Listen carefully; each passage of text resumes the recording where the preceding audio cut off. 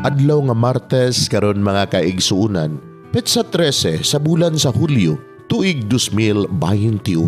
Ang pagbasa kinutlo, gikan sa Ebanghelyo sumala ni San Mateo, Kapitulo 11, versikulo 20 ngadto sa 24. Unya gisaway pag-ayo ni Jesus ang mga lungsod, di niya himua ang kadaghanan sa iyang mga milagro, kay ang mga tao didto wala man maghinulsol sa ilang mga sala. Pagkaalaot nimo Corazin, pagkaalaot usab nimo Betsaida, kay kun ang mga milagro nga nahimo diha kaninyo didto pahimua sa Tiro ug sa Sidon, ang mga tao didto dugay na unta nga nagsulob og sako ug nagbulibod og abo sa ilang ulo aron pagpaila nga sila naghinulsol sa ilang mga sala.